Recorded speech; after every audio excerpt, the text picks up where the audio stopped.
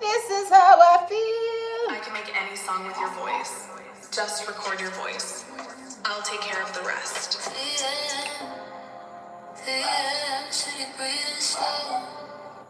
The whitening of Europe. Here's the really surprising part. The first humans who entered Europe were probably still fairly dark-skinned. Modern Europeans didn't immediately appear the moment humans crossed into the continent. For a long time, Europe was populated by people who would likely look very different from modern Europeans. Ancient DNA has completely transformed our understanding of this. Some hunter-gatherers living in Europe thousands of years ago appear to have had dark skin paired with blue eyes, which sounds like evolution accidentally randomized a character creator screen. But that's what the evidence suggests. The pale skin, commonly associated with Europe today, became widespread much later, as farming spread, as diets changed, as populations mixed, as different genetic mutations increased in frequency. Eventually, lighter skin became common across large parts of Europe because it helped maximize vitamin D production in regions with relatively low sunlight. Not because it was better, not because it was superior, simply because it worked better under those environmental conditions. That's evolution in a nutshell. No master plan, just adaptation. Now, here's where things get even stranger. Asia solved the same problem, differently. The Asian shortcut. Imagine two students taking the same math test. Both get the correct answer, but they use completely different methods. That's basically what happened with Europeans and East Asians. Both populations evolved lighter skin compared to their African ancestors, but many of the genetic changes responsible are different. They arrived at similar outcomes through separate evolutionary pathways, which is fascinating because it means evolution wasn't following a single blueprint. Different populations encountered similar environmental pressures and independently developed their own solutions. The destination was similar, the road was different, and that's something evolution does all the time. Nature is surprisingly creative, sometimes almost suspiciously creative, like it's showing off. What about everyone in between? Here's where popular discussions often fall apart. People tend to imagine human skin color as three neat categories: black, white, Asian. Simple, clean, easy to remember. Also completely wrong. Human pigmentation exists on a spectrum, a massive spectrum. As humans spread across the planet, local environments created different selective pressures. Some regions had intense UV radiation. Some had moderate levels. Some had seasonal variation. Some populations mixed repeatedly over thousands of years. The result wasn't three colors. The result was hundreds, maybe thousands, a gradual continuum stretching across continents. North Africans developed different pigmentation patterns than West Africans. Middle Eastern populations developed different patterns than Europeans. South Asians developed different patterns than East Asians. Indigenous Australians followed their own evolutionary path. Native Americans inherited No traits from pink bow today. populations that migrated through Asia long before written history existed. Humanity didn't divide into a few neat boxes. It diversified, continuously, messily, exactly the way evolution tends to do everything. The race illusion. Here's the truly strange part. If you travel back far enough, every human alive today would eventually trace their ancestry back to the same African populations. Every single one. The person with the darkest skin, the person with the lightest skin, the blonde Scandinavian, the Nigerian athlete, the Korean engineer, the Peruvian farmer. Go back far enough and their family trees begin merging. Eventually, the branches become the same trunk, which means something many people find surprisingly difficult to process. The visible differences between modern human populations are actually quite recent. Humanity spent far more time looking relatively similar than looking different. The traits we often focus on today represent a tiny fraction of our species' existence, a few thousand generations, a blink of an eye in evolutionary terms. And underneath all those differences, humans remain remarkably similar genetically, far more similar than most people imagine. Which brings us back to that person standing in East Africa 200,000 years ago. They had no idea Europe existed, no idea Asia existed, no idea that one day humans would build cities, launch satellites, invent social media, and spend hours arguing with strangers online about things neither of them fully understand. They were simply trying to survive. Yet inside them existed the ancestors of everyone, every nation, every language, every culture, every skin color, every face you'll ever see. The incredible thing about human pigmentation isn't that we're different, it's that we're different in such predictable ways. A little more sunlight here, a little less sunlight there. Thousands of years pass, genes shift, adaptations spread, and gradually, almost imperceptibly, humanity begins painting itself in new shades. Not because we became separate species, not because we stopped being related, but because the same species encountered different worlds. So what color were the first humans? Almost certainly dark-skinned. But that's only the beginning of the story. Because every skin tone on Earth today is part of the exact same journey. A journey that started under the African sun, long before history, long before civilization, and long before anyone had words for the categories we use now. Ginger lime. So delicious. Oh God. Ginger and lime tea. Drinking it for my cough.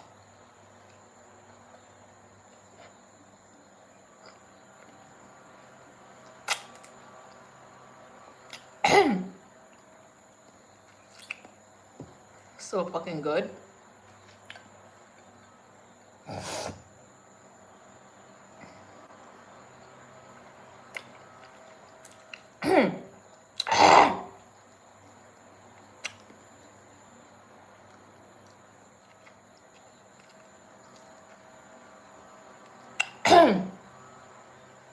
It tastes like a marmalade.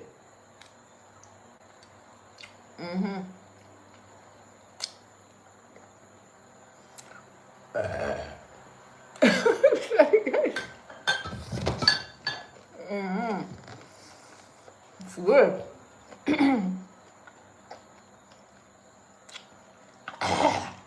Oh, it's too spicy.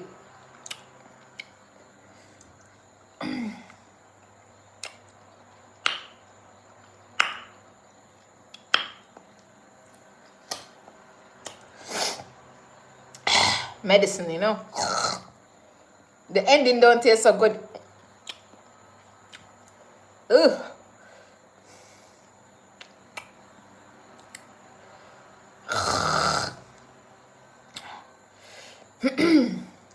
I'm hilarious, thank you.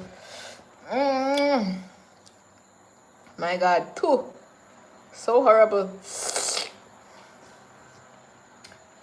I had to take it because I noticed the cough coming back.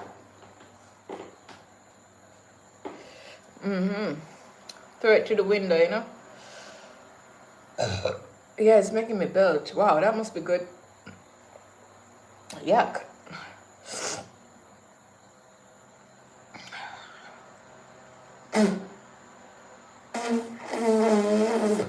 I'm out. It tastes bitter now.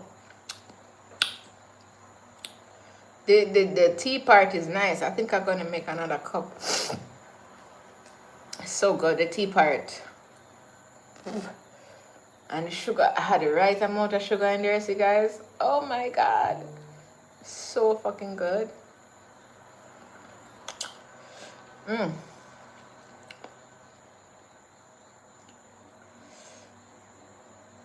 mean, when I'm telling you the right amount of sugar was in there, the right amount of fucking sugar in there. Nice.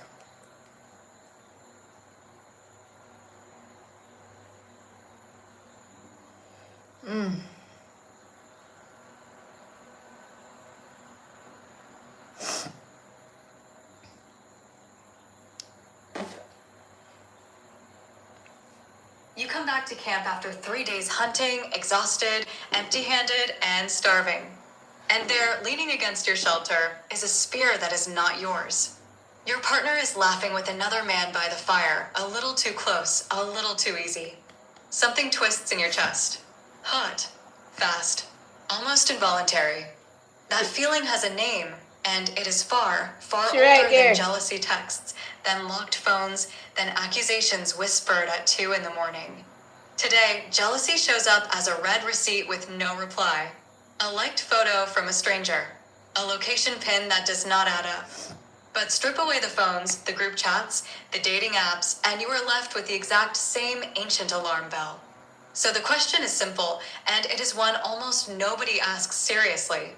Did the first humans... Picture this. Right now, you are alone in a room. A door stands closed somewhere behind you, and a small piece of polished metal sits inside its handle that you can turn whenever you want. The entire world that you let cross that threshold is, in this exact moment, you. You can take off your clothes. You can cry. You can call somebody you love. You can lie down on the bed and not be seen by anyone. That single small private box of air, with its single small door and its single small lock, is the place where your most personal life happens. Now take a slow breath. Because the door, the lock, the small private bedroom, the entire idea that one human being deserves a private little room into which not even the other people who share their life can walk without being invited, is one of the most recent inventions in the history of being a human. Your closed bedroom door, with the small piece of brass inside its handle that you can lock, is younger than the postage stamp. It is younger than the photograph. It is younger than the bicycle. The first proper modern household lock, the kind with the little brass pin tumblers arranged inside its keyhole that the Western world still uses today, was patented by an American watchmaker named Linus Yale Jr. in 1865. The first widespread middle-class houses, with a separate bedroom for each adult and another separate bedroom for the children, only began to appear in Europe and North America in the second half of the 19th century. The idea that each child in a family should have a room of their own only became standard in the United States after the Second World War. Roughly 6 generations of human beings, out of a long, quiet line of about 15,000 generations that came before them, have ever woken up alone in a small private box with a small private door. And for the other 14,994 generations of human beings, your ancestors, when they wanted to make love, did it about 3 feet from their mother, about 3 feet from their siblings, about 3 feet from their children, and about 3 feet from their grandfather. In a single shared shelter, by the faint warm glow of a single shared fire, surrounded by the soft sounds of every other person they had ever known. That, give or take a fur, is how 99% of all the human sex that has ever happened has actually happened. And the way they actually pulled it off, what they trained their bodies to do, what their parents quietly taught their children about all of it, how the relatives inside never minded and the predators outside never came, is so unbelievably far from the world you opened your eyes into this morning, that by the end of the next 20 minutes you will not be able to look at the closed door behind you, or at the small bed in the center of your room, the same way again. Because here's the thing. The story you got told about love, if anyone ever bothered to tell you a real one at all, is almost entirely wrong. Modern private privacy is not the natural state of the human animal. It is a very small, very recent, very strange architectural experiment that almost no other people on Earth, across almost any of recorded time, ever conducted. Almost every single human being who has ever lived was raised in a single shared room. They saw their parents have sex. They saw their parents fight, comfort each other, fall asleep, grieve. By the time they were old enough to do those things themselves, they had been quietly watching for years. And there was nothing strange about that to them. The strange ones, on the long scale of the human story, are us. And the trail to understanding why your body still works the way that long old open world built it, and not the way your small private locked room would have built it, will lead us through 3 very strange objects. A small group of about 40,000 human beings, still living today in the high green valleys of southwest China, who have maintained, for at least 1,500 years, the only society on planet Earth in which there is no separate word for the concept of father. And a woman keeps her own house, and the man who comes to love her walks across the village at night, climbs in through her small window, leaves before sunrise, and is never expected to share the same building as the children they make together. A small piece of polished American brass, designed by a Connecticut watchmaker in the 1860s, that quietly invented the modern bedroom door. And, hanging discreetly on the human male body itself, right now, a small specific piece of biological evidence whose weight, compared to the body sitting around it, has been telling anthropologists for 40 years exactly what kind of sexual society our species actually evolved inside of. Behind all three of those objects sits one quietly strange truth, sitting inside your own body right now, that explains everything from why you are vaguely embarrassed to mention any of this out loud, to why your great-great-grandparents would have been completely baffled by the very idea of needing a door at all. And once you see it, you cannot unsee it. So let us begin where the door began. About 160 years ago, in a small workshop in the state of Connecticut, a quiet American watchmaker named Linus Yale Jr. leaned over a small brass cylinder with a tiny set of pins arranged inside it and quietly invented the modern bedroom. Look at the small polished metal handle of the bedroom door behind you for a moment. That little piece of decorated brass is one of the most recent objects ever made. Modern household locks, the kind with 5 or 6 little brass pin tumblers arranged inside a cylinder that you turn with a key, were invented and patented by Linus Yale Jr. in the 1860s. The same man whose factory still puts his family name on door locks 160 years later. Before about 1850, almost no ordinary person in Europe or North America locked their bedroom from the inside. Most farmhouses had only 1 or 2 indoor doors, often left open. Most bedrooms had no door at all, only a heavy curtain across an open frame, or a wide square arch into the next room. The idea that the parents should have one bedroom, the children should have another bedroom, and each room should have its own door that can be closed and locked, was a new idea, brought into existence by Victorian middle-class architects in the second half of the 19th century. Before that, almost every family across the entirety of European, Asian, African, and indigenous American history slept together in a single room, on a single platform, around a single warm fire. And the modern Western idea that each child in a family deserves a room of their very own only became common in the United States after the end of the Second World War. When the great American suburbs were being laid out across the country, a single small private bedroom for each child was sold to American parents as a new mark of being a successful family. Your closed bedroom door is about 6 generations old. Your individual bedroom is about 3 generations old. That, on the long human timeline, is the blink of an eye. So, if your great-great-great-grandparents, and almost every other human being who lived before them, were sharing a single sleeping room where everybody, all the time, could see and hear what everybody else was doing, then how did the simple fact of being in love, of wanting to be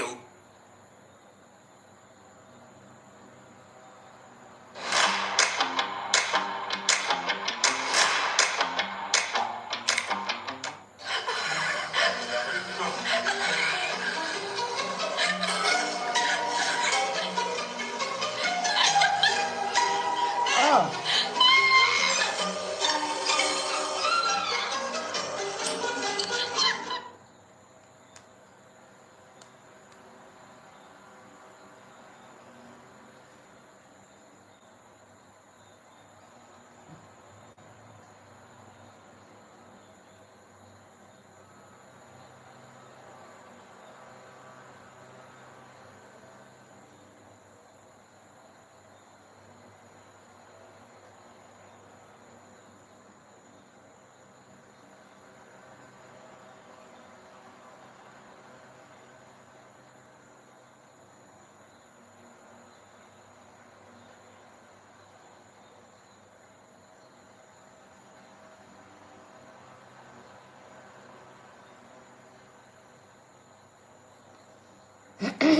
I need another cup of that tea then. And guys, I say I want another cup of that tea there. That tea there did mad.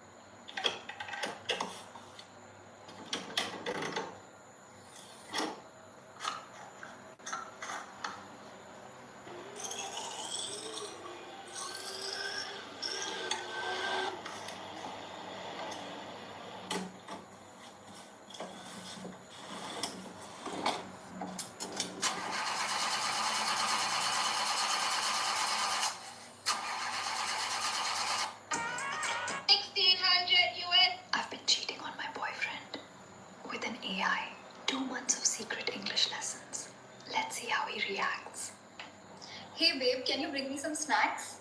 What did you say? Snacks. Can you please bring me some snacks? No way, but how? You couldn't even order a coffee before. You know how I was always in the closet at night? Yeah.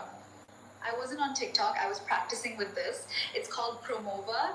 It's like having an English tutor right on your... Have you ever seen a man take a song to a perfectly good portion, cut it to pieces on... So in a bag, let me get the beat so they remember who I am. Damn, what a real bitch is that?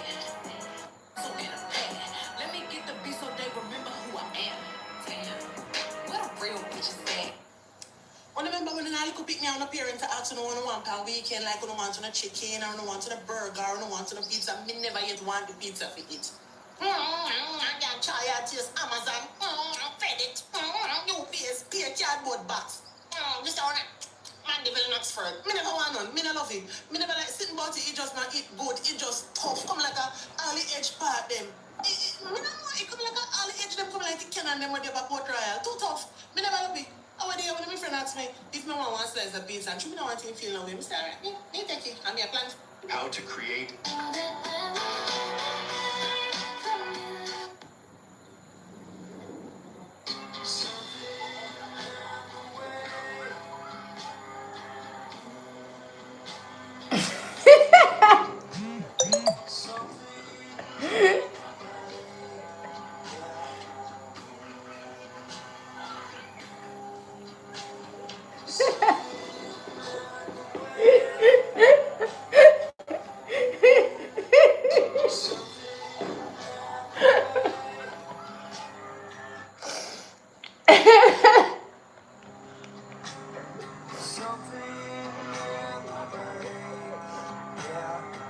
Poor dog.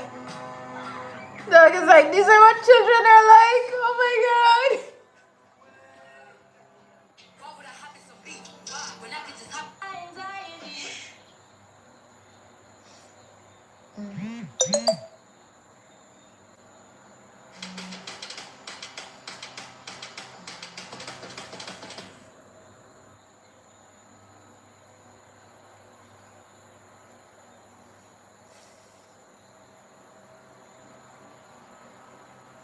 Hey, I'm your AI. I'm here to do one thing, invest for you, not teach you. And you don't need much, just $20. I find stocks, I break them down for you like you've never invested before, and you just tap yes.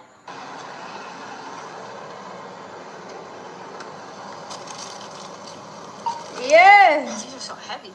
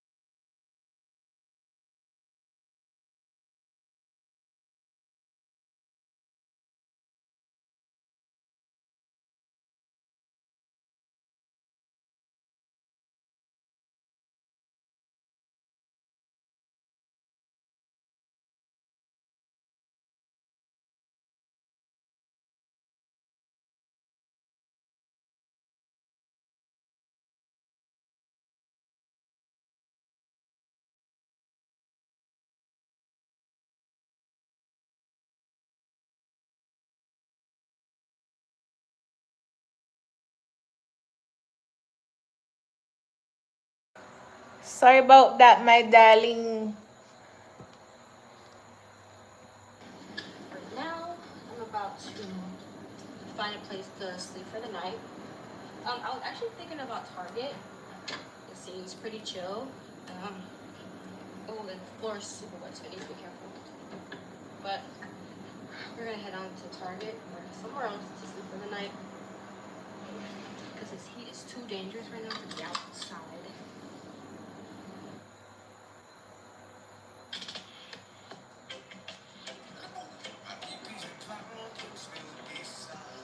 In the heart of Lagos stood a golden house, built on power, guarded by pride. Chairman ruled his empire with an iron hand, but at home, his greatest possession was a family slowly losing its heart. The chairman's son, Femi, wanted no part of a crown he didn't earn. While the world called him the billionaire's son, he was quietly building something the family name could never buy, a name of his own. I sent for you and... Tessa! You are calling this man a beggar. Let me introduce you to your beggar. This is Daniel Amadi, chairman of the Dream Chasing Group, the richest young man in this country, and the son of my late best friend.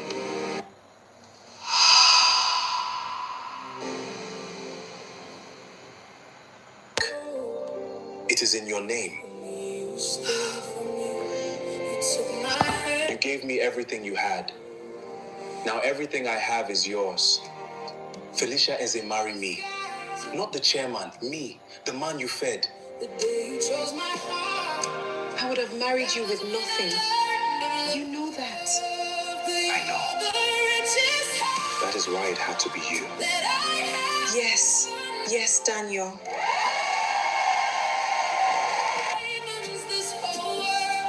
You called me a road. Roads take people places, Mama.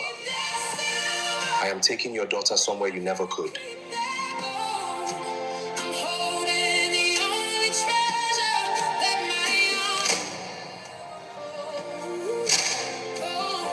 Kelvin Badella. What is this? A warrant. For what? You are under arrest for fraud, forgery, and obtaining money by false pretenses. This is a mistake. Daddy, do something. I know nothing about my son's business. Nothing.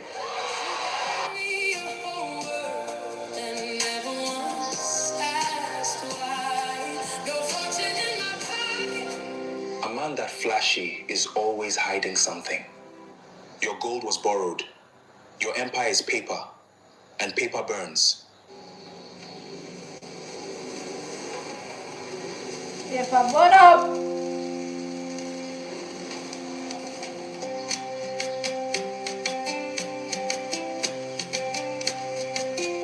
You all looked at a man on the ground and saw nothing. I looked and saw a person. That is the only difference between us. Money would have rotted my teeth, Mama. You were right. I just chose the one thing that does not rot.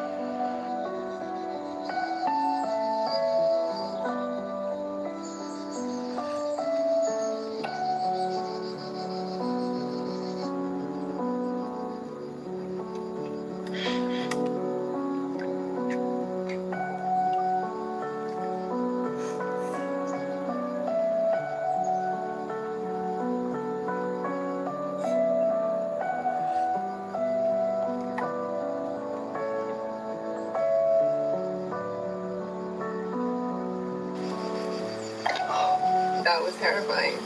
It's my fault I'm in that space, but still. Oh my god. Currently like 30, 32, 33. So I'm really blessed to be by this right now. As you can see, there's not even much water in here. It's because it's been so dry recently. There's just been no rain. This is the best we can do, other than the sea. And the sea, I can't go in at the moment because there's a E. coli warning. So this is as good as it gets. It's a little small, but it is rather asshole. Oh yeah, that's not even that magical. I'm just scared now. I thought it was gonna be more magical than this. Not gonna lie. It is magical. Just scary as well. Like, but isn't that all the best things in life? Magical but scary. You know, pretty but vicious. You might be wondering why are you just going in? The water, it's very shallow, and honestly, I don't really know how safe it is, because it's like the end water. I don't know why I just did that. It's nice. It's like 34 degrees right now. Getting all the cooling I can.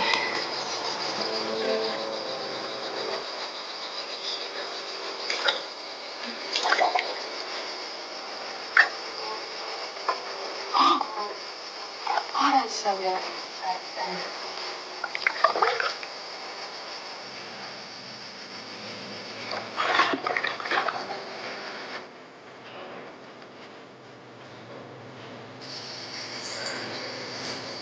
Whoa. Did not step on the ground there. Okay. Let's get back to Gloria. Ow, ow. Oh my god, ow. Oh my gosh, I just stepped on something really sharp. Okay, I'm just gonna wash some of this water off just in case. I'm actually worried now that that's like poisonous. It's not really gonna do anything. This is a... I don't know why I'm even bothering that. That's literally gonna clean up nothing. Oh well. I'm just gonna get changed. Okay, since I'm in a Disney mood today, let's get changed into another dress. I feel purple this time.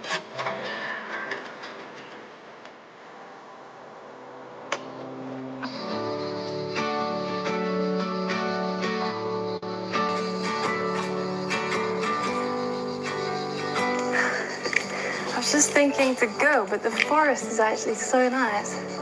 Like, why am I leaving? Oh, the pine. The pine trees smell amazing. Let's take a walk through the pines. Let's have a refresh from the refreshment, and let's go for a walk. Everywhere is cinematic here. What the fuck? Look at this. How nice is that?